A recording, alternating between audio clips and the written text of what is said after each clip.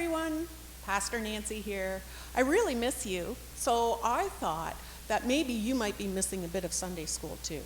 So I've put together a little Sunday school lesson, and I hope that we'll have a lot of fun.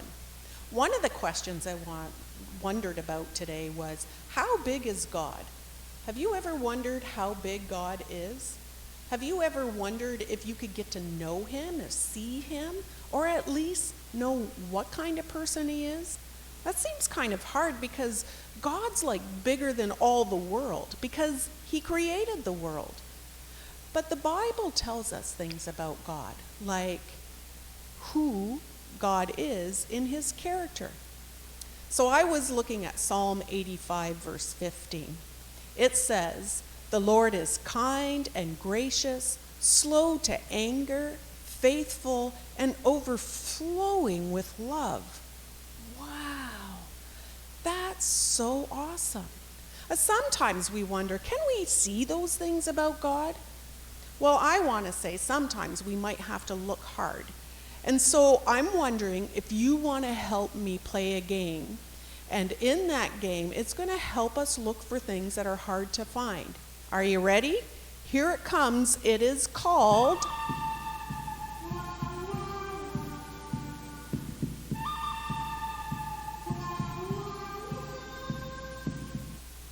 Let's spot the match. I'm going to show you two cards, and on each card there's only one animal that matches. Here's the first one. You ready? See if you can spot the match. Might take us a little while to find it. It's definitely not the blue whale. Here's a little hint. It's an insect, and he's hiding under some... Oh, you got it before I even said anything. It's the ant. Good job. Here's the second one. On the second or the third thing, this animal is sitting sideways. It quacks. The duck. All right, you guys are pretty good at this. I found it really hard the first time that I did it. This is another insect. It's one in the summertime. We don't really like them. Kind of bzzz. The mosquito. Good job. If you're finding it hard, just pause the video and take your time to look. Here comes the next one. It lives in a warm country, kind of a tall animal, but in this picture, I think it's kind of one of the smallest ones in there. Oh, I heard somebody say it. The giraffe. This one loves to swim in the ocean. Aha, it's the rainbow fish. Good job. Okay, got another one. It's a farm animal. Oh man, sometimes I find it really hard. Sometimes I have to go, it's not the whale, it's not the snake. Oh, it's the pink guy. He's big in one picture, small in the other. The pig, right on. Two more to go. What do we see here? Oh, good one, the bat. Last one, and it's going to take us right back to where we started from. This one's a little bit hard because the animal's the same color as the page. The sheep. Oh, you guys did a really good job. That's awesome. Well, here we go. This is just amazing. It's hard sometimes for us to see and match things up, like matching God's character with things in our life. Now, today, I'm going to ask you a tough question. The question is, what is something bad that you've done in the last week? Can you see it? I'm not a very good camera. Oh, there we go. What is something you got into trouble for this past week? I bet most of you don't get into trouble very much. Well, I'm wondering if you might want to hold on, take a guess about what our theme is today. It's one of the characters of God that we saw in Psalm 85. And after I show you the theme, we're going to move right into into our story for today from the book of Judges. Here we go. Here comes our theme, and then the story.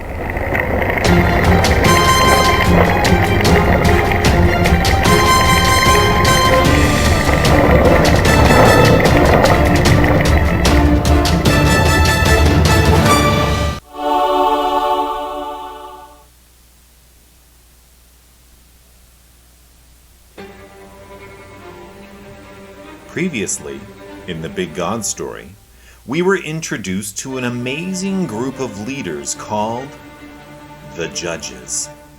Men and women that God raised up to be incredible leaders, powerful examples to his people who would draw them back to him when they got distracted and drawn away.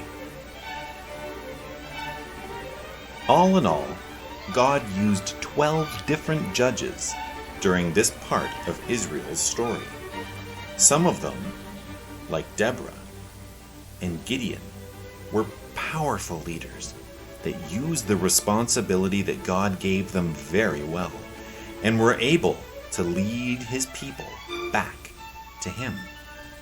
And for a while things would be good until his people got distracted again. And they would run after the things that they thought were best. They would just get all turned around about what was right and what was wrong. And instead of worrying about what God wanted, they would do what they wanted.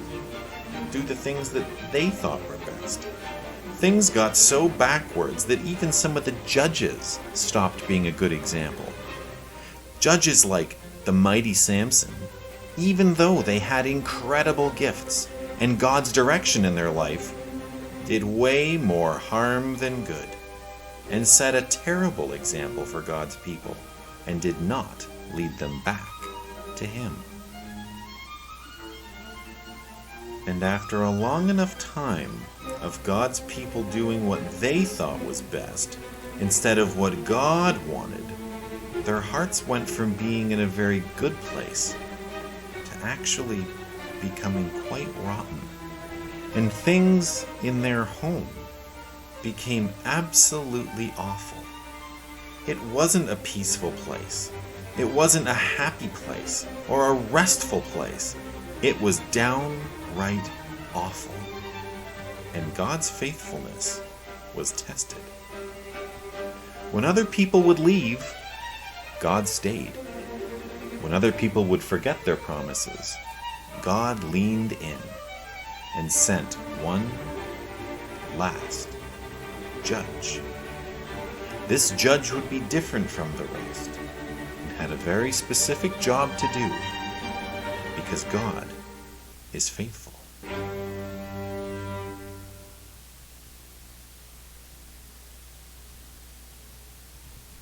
Wow.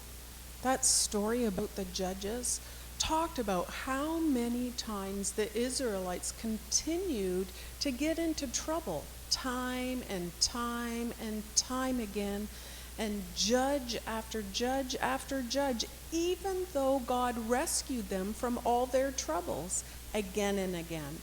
And after a while, the people became so corrupted that even the judges began to behave badly.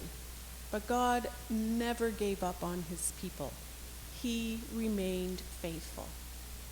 Sometimes you and I get into trouble, like the question that we asked earlier.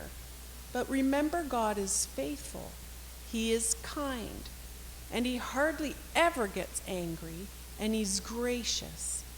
God never gave up on the Israelites, no matter how much trouble they got into. And God will never give up on you, no matter how much trouble you get into. This week's questions help us think about ways that God gives us so many chances, just like the Israelites.